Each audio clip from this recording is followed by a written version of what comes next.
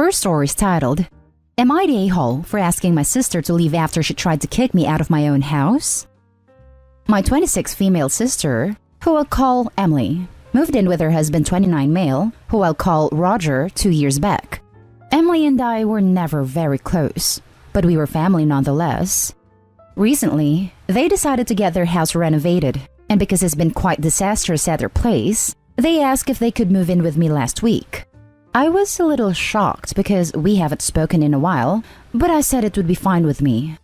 Then Emily wanted to have a talk. She asked if her and Roger could have the place to themselves on Christmas Day and Christmas Eve. I asked where she thinks I can go, and her response, I don't know, get a motel. She continued to tell me how I can afford a couple days in a motel and it won't kill me. She told me it's nothing against me. It's just that they have their own traditions and like to spend a holiday together. They chose to get their house renovated during this time, knowing it would interfere with their Christmas traditions. So I asked them to leave. I can't put my life on hold and move out because they want to spend a holiday with each other. They won't be homeless. My parents took them in, but they called me, absolutely infuriated, because I refused to let them stay and wouldn't let them enjoy the holiday after all the trouble they went through with the renovations. Am I the a-hole? And now let's read the top comments. Not the a-hole. I'm not even sure how you could possibly think you're the a-hole here. What an audacious thing to ask you to do. I didn't, until my parents made me feel like the Grinch. Ask them how they'd feel being asked to leave their own home during Christmas and pay for their own motel to do so, nonetheless. I'm aghast. Not the a-hole. Wow. What self-entitled a-holes. Leave your home on Christmas Eve and Christmas, please, because we have our own traditions. Not the a-hole. I'm starting a new Christmas tradition of kicking freeloaders out of my house. There's the door. If it hits you on the way out, it's a Christmas bonus. Not the a-hole. That's just insane. Who asks that?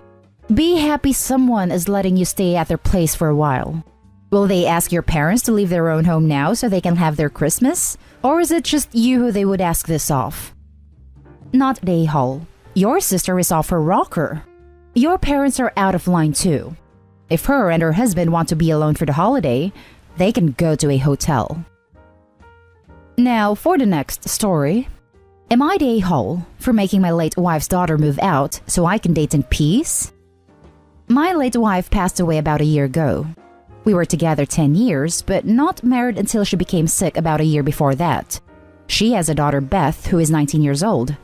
Beth is taking college classes, but they are 100% online, so she has stayed at home, which is my house. I've owned this before my wife moved in, so it was never technically shared.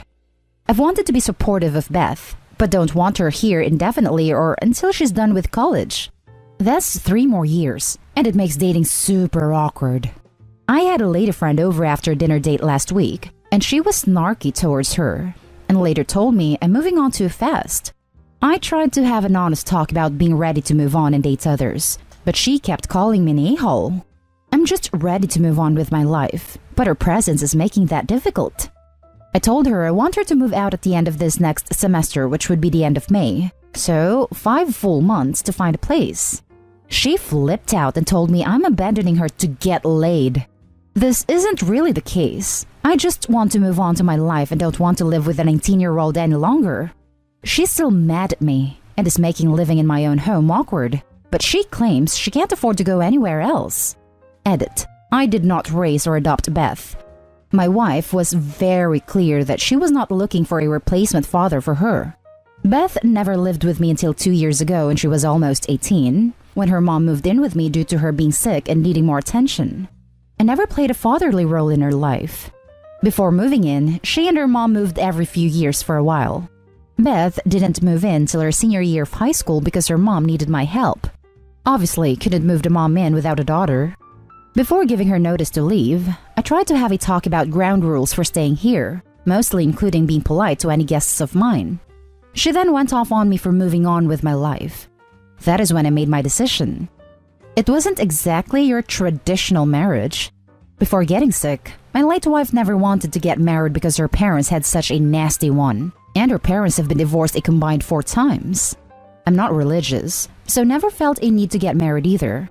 When she got sick, we realized her insurance was terrible while mine through work is much better.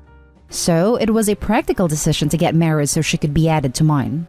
Even then, she affirmed I wasn't responsible for Beth. I'm not just trying to get laid like many have said. I'm moving on and trying to have a normal adult relationship. Now for the comments. You're the a-hole. Wow, this is every dying parent's nightmare. Edit. Opie's belated edit isn't changing anything about this you're the a-hole vote. Truly, my first thought when I read this. Not the a-hole. If I am reading this correctly, you and Beth's mother were involved for years but did not marry or live together until she became ill. You were not a pivotal figure in Beth's life. You don't consider her a daughter and you don't believe she considers you a father figure. When your deceased wife got ill, you and she married, in part so you could support her. She and Beth moved into your home that you already owned. About a year later, your wife passed away. Beth was almost 18 at the time.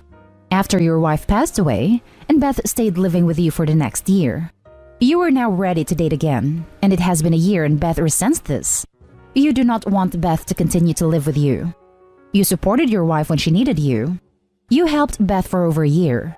You have done more than could have reasonably been asked. Totally not the a-hole. This is how I read it too. Beth is not Opie's problem nor responsibility. Time for her to go live her own life. All these you're the a-hole responses are baffling. Edit. Especially since Beth inherited $20,000. She's hardly going out onto the street. You're the a-hole. She's not your late wife's daughter. She's your stepdaughter. I don't know. My mom got remarried when I was 17. I don't whatsoever consider her husband my stepdad, since he had no part in raising me. Pretty much all my friends with parents who got remarried around that age or older feel the same. Final response. After this blew up overnight, even though the top comment says you're the a-hole, it seems everyone who actually read all the details has affirmed my view. I feel much better about my decision. Thank you, everybody. On to the next story. Am I the a-hole for not letting my boyfriend's family move in with us? Okay, I've talked to some people and received conflicting views, so I'm bringing it here. My 30 female and my boyfriend, 32 male, have been together for 4 years. We have 2 kids and 1 on the way. His family barely speaks to him unless they want money or favors from him. Now, me and my boyfriend's relationship is great. However, his family, mom, stepdad, brother, sister-in-law, and their son, have found themselves in a situation where they are losing their homes and want to move in. I said no, even though my boyfriend wants to help and doesn't want them homeless.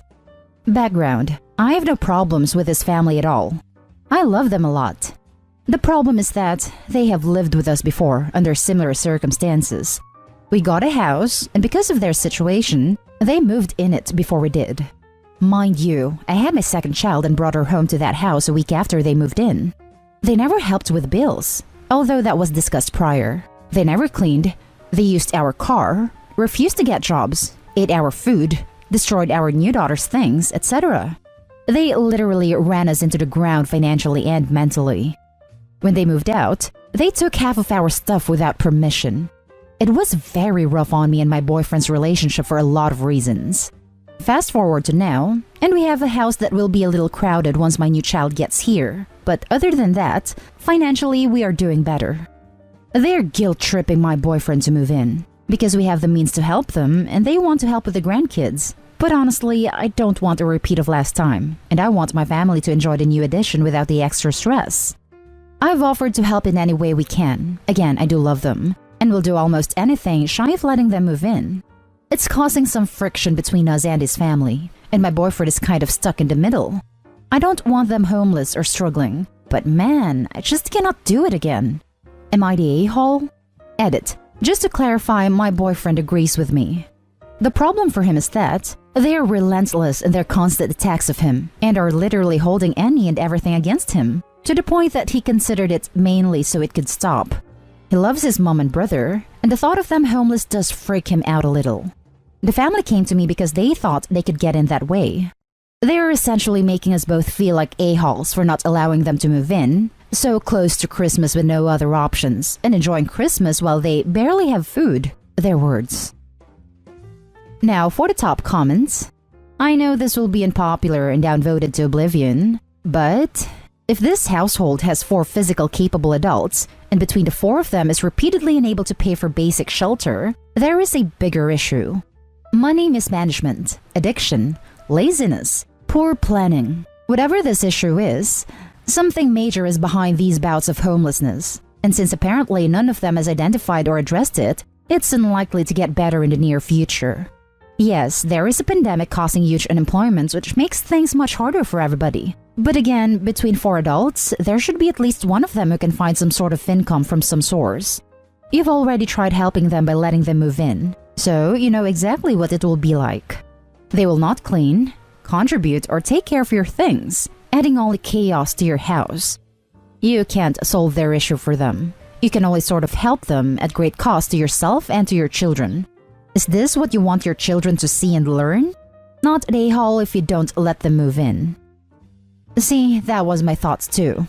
We tried lending money, doing everything we could. They're honestly kind of lazy, and feel that since we have money and decent jobs, we should be helping them. That's the issue my boyfriend faces in their constant picking at him, and using their love against him because he's not providing for them in their time of need. I honestly feel so bad for him because they are relentless, which is the only reason he even kind of considered it. Thank you for this. I felt so guilty. Not the a-hole. You tried this before and they abused your generosity. You don't need to try this again. This is something you need to agree on with your boyfriend. It can cause a major relationship problem if it goes untreated. Right or wrong, think about how much you want to fight this. Not the a-hole. You have been down this road and have no desire to do it again. Boyfriend needs to get out of the middle and get on your side, particularly if they literally stole from you and did not honor the agreements last time. It sounds like a traumatic experience. The first time around you could say you didn't know how it would be, but now you know. The freeloaders stole from you. What's even the question here for the boyfriend? He's outside his mind.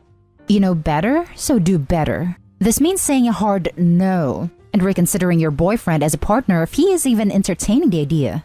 OP is not the a-hole. Now for the last story. Am I the a-hole for refusing to financially support my parents any longer?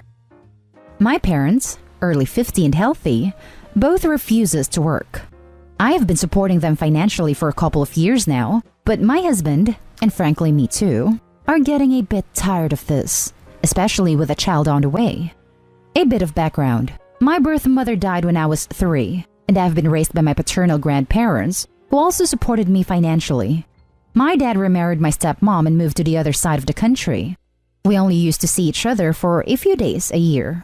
I only lived with my parents between 16 and 18, then started college and later moved with my then boyfriend, now husband. During this time, I supported myself with academic grants and freelance work. On my relationship with my parents, they haven't been abusive, just unsupportive and absent most of the time. I feel bad to say this, but they never had any ambitions in life and were perfectly fine not to work, just do occasional gigs and be supported by my grandparents. I guess they were just never good at adulting, and not having the responsibility to raise a child didn't help. When I started pursuing a career in computer science, they told me I'm not smart enough to succeed and that I shouldn't bother getting an academic degree. 10 years later, I'm really successful in my career. Me and my husband are doing great financially. We paid all our debt, got a beautiful house we already paid for, and have some solid savings. My parents often tell me it was pure luck that I'm doing so great, not all the work and effort I put into it. Despite being free all day and living in the same city, they refuse to come feed my pets when we go on vacations, because they are busy and have other stuff to do. So I have to pay my cleaner extra to come and feed her. And yes, we hire a cleaner and a cook, despite the fact that my mother is free all day and could help out. Meanwhile, my mother-in-law sometimes helps us with these things, despite having a career herself and multiple children. They call themselves intellectuals, even though they haven't read a book in decades, can't even spell properly and watch bad TV all day long. When I told them that I won't be supporting them anymore in 3 months' time, they call me egotistic and a witch that only thinks about herself, and that I forgot how much they did for me. Literally nothing. They even went so far as to accuse me of the fact that I'm willing to spend a lot of money on expensive treatments for my old, sick, and helpless 18-year-old cat. A creature who is completely dependent on me as its caretaker, but not on them. They also got pissed that I gave my old MacBook to my cleaner's child instead of them, after they broke the iPad I gave them in a few days. I obviously don't want and won't let them starve and be homeless, but am I the a-hole for wanting them to be more independent and not completely rely on me? Or at least not to be so entitled and feed my cat from time to time? Not the a-hole. Why are you supporting them in the first place, when it's clear they've never really supported you in any way? You don't owe them this. Cut them off. You can't be gentle about it and say something like, I care for you both, but the family I've created with husband and soon-to-be kidlet deserves all my attention right now. I've done what I can for you, or something to that effect. You teach people how to treat you, and you've taught your parents that you are a doormat/piggy bank. Until you change your behavior, they have no incentive to change theirs. Not a a-hole, and no. The answer to people like your parents is to ignore them and move on with your life. They aren't even worth this thought. Don't expect anything from them and they cannot disappoint you. Block them from your life and move on. Let them starve and be homeless. They aren't your obligation. They aren't old or disabled. Or at least not be so entitled and feed my cat from time to time. I wanted to add to this. Make sure you do not live in a filial responsibility state. While there are many states that have this law, Pennsylvania and North Dakota are two states that have well-known trial cases. Not an a-hole. If they are homeless and starving, chances are they'll get a job. You're enabling this behavior by supporting them. Honestly, you're hurting them more than you're helping them. And that's the end of this video, folks. As always, leave a comment and hit like and subscribe. And if you want more of this content, turn your notification on to get updated on the latest videos. And I'll catch you with the next one. Stay safe.